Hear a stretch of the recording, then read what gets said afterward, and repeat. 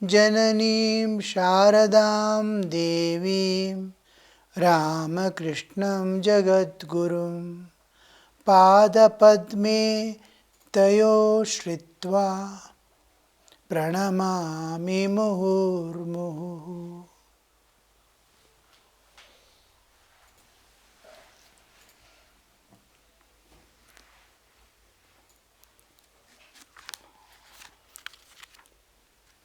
We'll continue with the text. Sri Ramakrishna was addressing the Divine Mother, visualizing the whole play going on. Because we don't have eyes to conceive, we make all efforts to remain in the cosmic existence, cosmic awareness. Our awareness is highly limited and small. We are aware only of the present now. And here, with small understanding, I, my family, my earnings, my life, I should survive, I should possess, I should. So small, that is in that awareness we live. We don't even come to the global level of awareness. The moment we come to the global level of understanding, we start feeling restless for the welfare of others. Millions of people, millions of beings suffering on this earth. When you expand to the cosmic level of understanding, it is entirely different. As you grow, you will see all this human existence to be so small. The sufferings are nothing, joys are nothing, because time span will become so small at cosmic level, it appeared and disappeared. Man appears on this earth and disappears. Shankaracharya, when he says that it is like lightning, the life of human goes like lightning. Vidyuchalam jivitam. Vidyuchalam jivitam. Like flash, it appears and disappears. Because when we see the time, length of time, we see the whole thing is happening. A cycle of universe, millions of years, human years, millions of years it takes just to move. The whole universe is passing through the billions and millions of years to manifest, to reach the optimum, again shrink back, millions and millions of it, to dissolve and remain in timeless, spaceless existence. Again appear the time and space relative existence.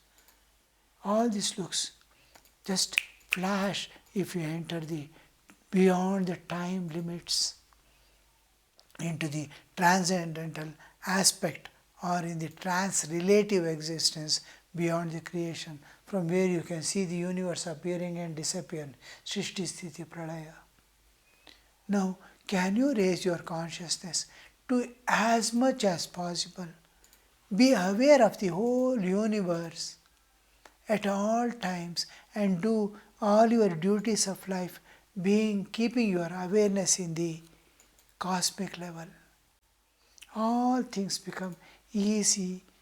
Every dukkha and sukha difference you transcend and be beyond the sukha dukkha, beyond good and bad, beyond. You are in eternal bliss, constant unbroken bliss, because you are not seeing the three separate entities, Jiva, Jagat and Ishvara. You are seeing one as three. One as three. When you raise your consciousness, your heart expands to the cosmic level. Your mind expands to the cosmic level to be one with nature. Your heart expands to the cosmic level to be one with all beings. Your consciousness expands to the cosmic level to be one with the Ishvara, the universal consciousness that pervades everything and gives existence to all that exists. It becomes one with that. When you raise your consciousness to cosmic level, you will see there were never three. Jiva, Jagat and Ishvara There was one homogeneous existence, one seamless existence. There are no divisions, there are no joinings. It is one homogeneous existence. It was appearing as three just because of my identification with this body and coming to the waking state. Waking state dissolves. This universe dissolves and all beings. You see multiplicity, one entity is appearing as three. I am not different from this universe. Universe is not different from God. I am not different from God. I am one with the I pervade everything. The two things you are seeing together, the one and the many. The one pervading, avibhaktam vibhakteshu. Among the divided, you see one indivisible existence. So, what would be the state? You are able to see the beyond also, in which the universe appears and disappears. The Brahman also you are able to see. You are able to see the whole creation. You are able to see the jivas appearing and disappearing, taking transmigration and getting released and going back to this source again. From source, jivas are coming, to source they are going. The whole play at the cosmic level, at the individual level, at the beyond. If you are able, Sri Ramakrishna is able to see that, he be in that consciousness constantly and talk to the devotees, give them that supreme knowledge, listen, attain, listen, attain. So, from that state of mind, now slowly the night has gone away, the dawn has appeared, the sun is about to rise, the whole thing is changing. In the meantime, the morning services had begun in the temple of Kali and Radhakanta. In our ashrama also, we see exactly at everything going on in time. The Aarti is taken exactly at 5 in the morning without failure. Years have passed and that continues exact hour. The noon food time, the tea time, every bell goes on at every time. Each time we come out from the room when it is completely dark everywhere. By 4:45 we leave the rooms and 5 minutes before the shrine opens, there will be conch blown. At 55, immediately the doors open. And at 5, the Aarti will be taken. The Aarti bell, the conch shell blowing. All this, if you are standing aside or if you are still in your room, you can hear the bell of Aarti going on, the services going on, the conch blown, the temple opening, everything you can. Suppose you come a few minutes later also, you will see the things are going, services are going on. So same thing is happening. They have slept late in the night. Just before midnight, Naren is trying to lie down. Sri Ramakrishna is still awake and seeing everyone one by one, asking them to lie down. Last Sri Ramakrishna also lies down. It will be according to the English calendar, the date also has changed. New day has begun at night 12 o'clock. When they sleep, it is past midnight. And early morning they are getting up and seeing the services have begun in the meantime, the morning services had begun in the temples of Kali and Radhakanta. Sounds of conch shells and cymbals were carried on air. They are there, just opening the door and seeing the sounds. The air is carrying the sound from the Radhakanta temple and the Kali temple. The Dvadas Shivalingas are also there. The devotees came outside the room and saw the priests and servants gathering the flowers in the garden for the divine service in the temples. The temple and the flower, when they pluck flower, they want the dawn should not end, the sunrise should not begin. As far as possible, especially in the Bengal tradition, they take out the flowers before the bee sits on it. Bees do not come before the dawn ends and the sun shines. So before that, the servants, the dawn has appeared, and it takes few minutes, say 5 to 10 minutes, usually sun appearing and raising completely, it takes 8 minutes. Dawn to appear and sun to appear after dawn, it takes about 1.5 hours. 5 o'clock, suppose 6 o'clock is sunrise, 5 o'clock, mild light has already appeared. By 5:30, you will see, you are able to see around the trees and all in dim light. So this is the time they run to pluck the flowers. They are able to see the plant and flowers. It is not yet, the sufficient light is not there, but they are accustomed to where to pluck, what to pluck. So they go. The devotees came outside and saw the priests and servants gathering flowers in the garden for the services in the temples. Temples are the places where all people gather and have a common understanding, and collectively they are able to. We do it in our homes, in our hearts. Heart is exclusively for me. I am now in family. I must have a common platform. God has the common platform. So I will have a small shrine at home where all get collected. I went to Maharashtra and stayed for a few months there sometimes, and different houses I had the opportunity to stay and see their life. They get up early in the morning. It's a rare thing I saw in Maharashtra alone, that because of the mostly the saints' lives has transformed them. They all, which I have not seen in the South India, they all get up and wait for the others all to gather together in the morning in front of the shrine. If one child is washing its face, they will be waiting there. Come, come, come. It's getting time. We are getting late.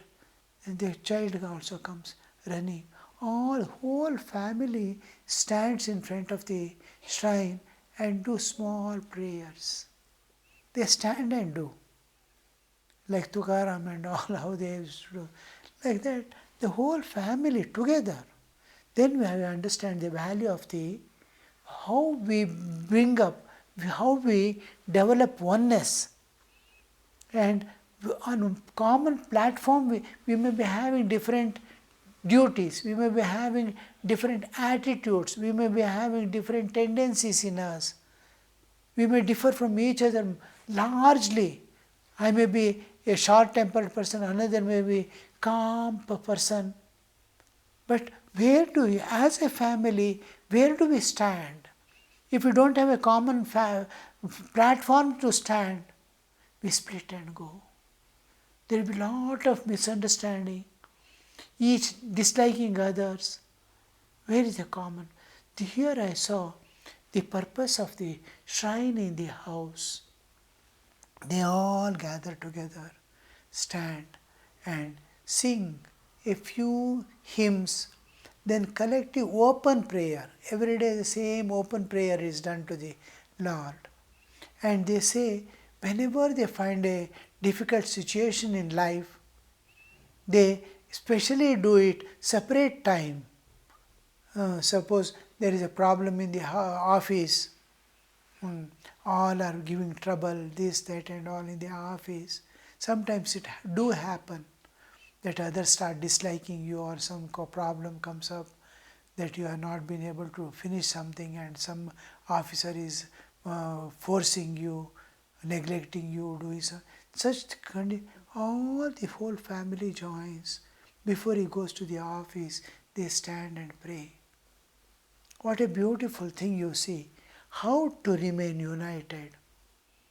Similarly, when we come to the social level, we need a common platform for all of us to live according to a particular ideal that I am a part of this society.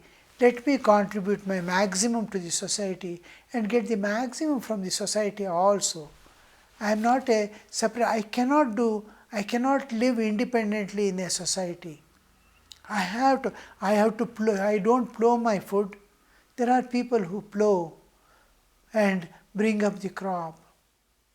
And somebody is there weaving my clothes. Somebody is there making my specs. Somebody are there to make the buttons of my shirt. I don't do anything. Everything is done by others. Bucket to bring water, a pot, cooking pots, everything is. What is your contribution? You are depending on all those people. And we live together. Each contributes his own might to this society and gets all the benefit of the society. Whatever you can give to the society. Whatever you want, you take from the society. So each other, we live together and this should not become a problematic living together, because the moment the swartha comes into picture, the civilization begins with little agriculture, making houses, this, that, and civilization is increase. The moment the other person feels, I don't have, he has, I am deprived of that, he doesn't think, I have to be like him to get that. He wants somehow to acquire that. Here comes the problem. He has, I don't have. He has a car, I don't have. He has food, I don't have. I want to grab. Immediately, the moment society comes into picture, the civilization begins. The next thing that is brought is law and order. The governance comes into picture. Police come into picture. Military comes into picture. Because Swartha is there. How can we live together in peace if there is no common platform on which we stand?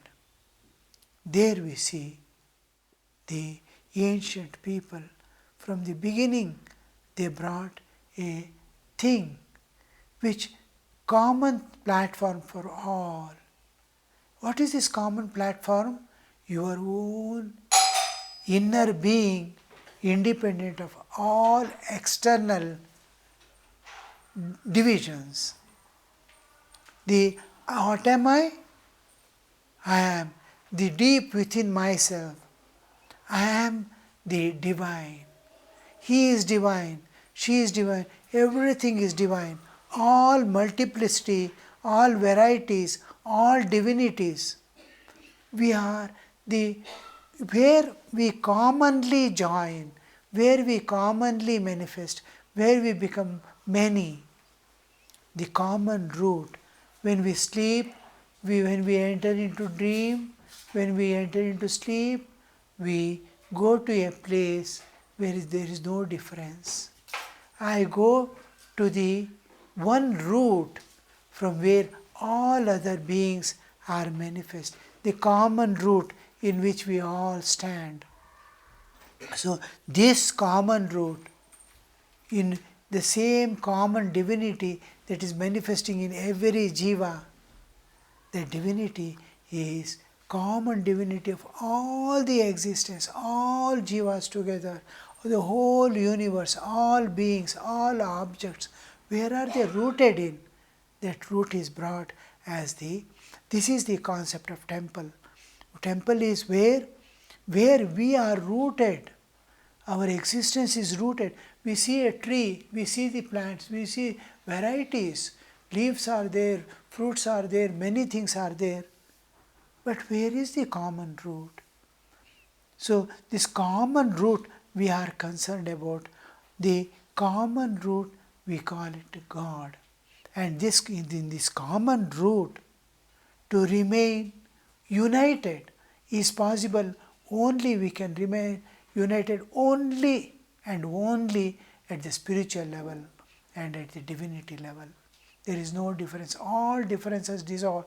Differences of our profession, difference of our intelligence and ignorance, whatever differences we have, linguistic differences, the capability differences, our all differences dissolve at one root where there is no duality is perceived.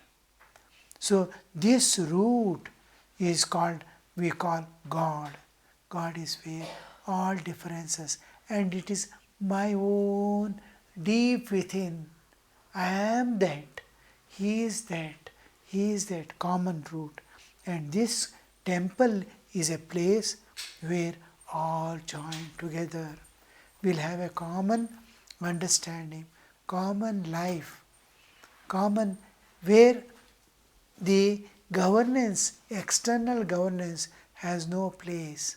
If we understand, if there is a time, from ancient times, in Vedic times, of course, Chatras were there, where all the people, intelligent people, the sages joined together occasionally to exchange.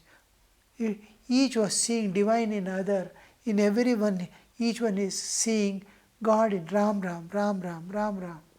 Everybody is seeing the divine in each other. There was no problem.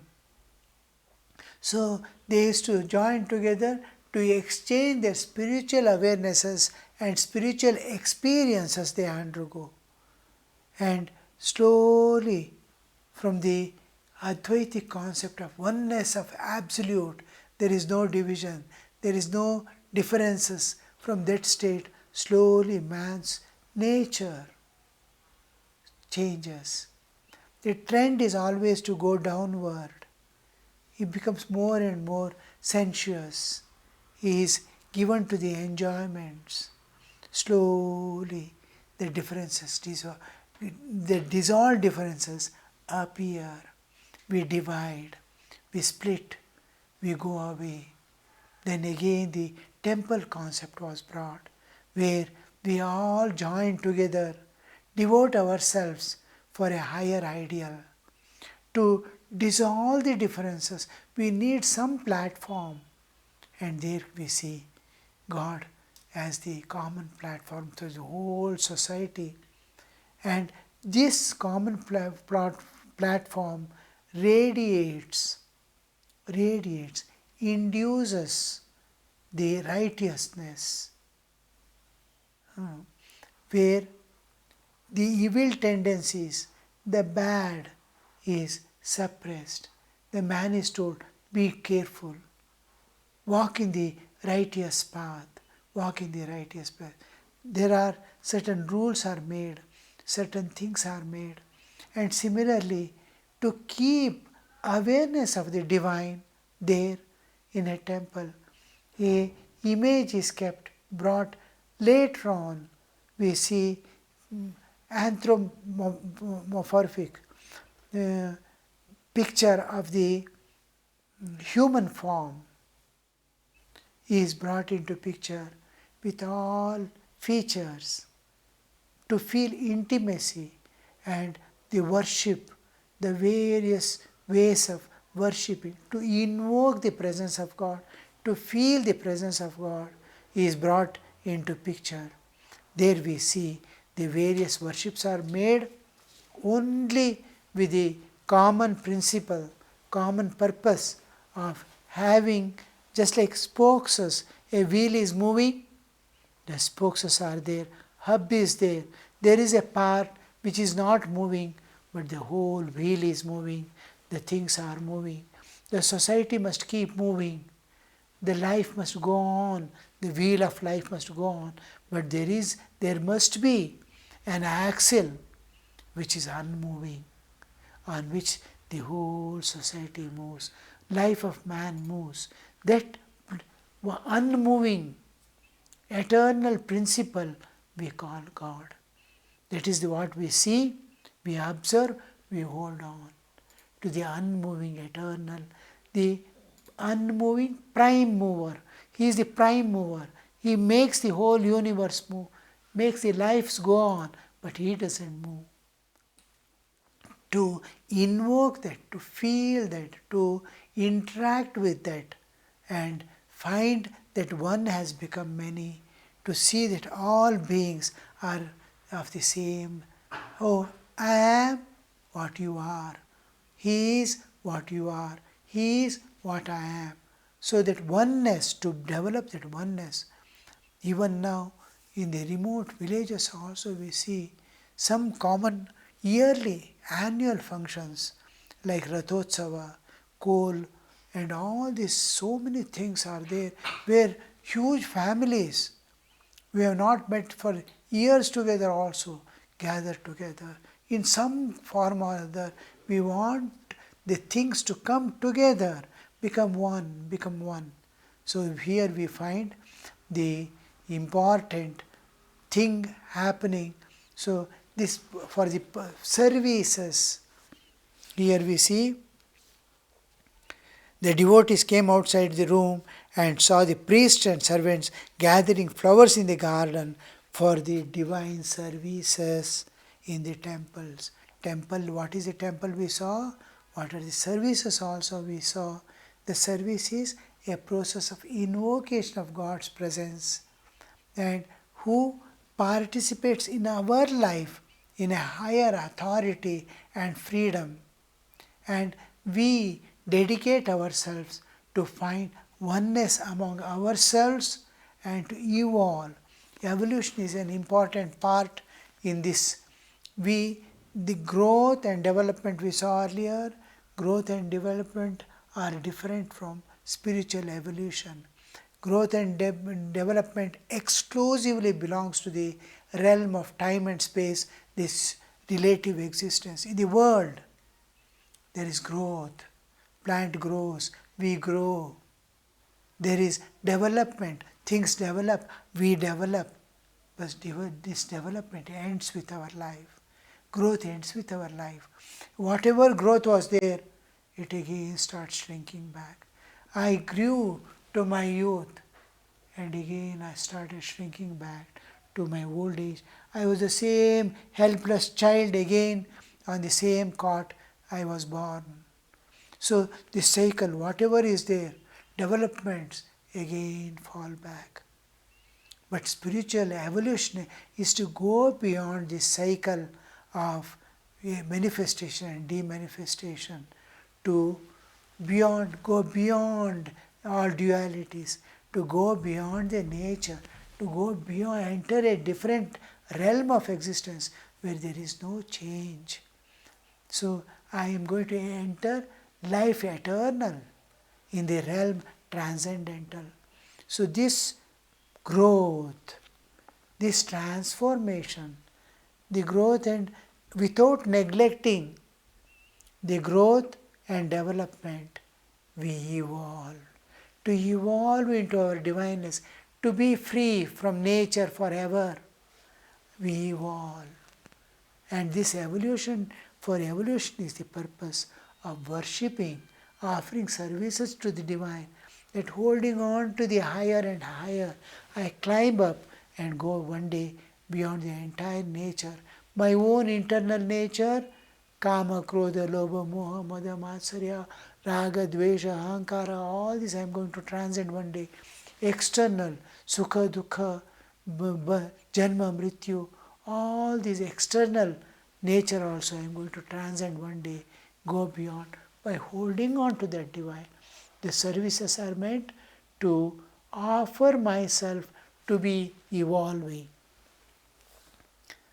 Om Shanti Shanti Shanti Hari Om Tat Sat Shri Ramakrishna Arpanamastu.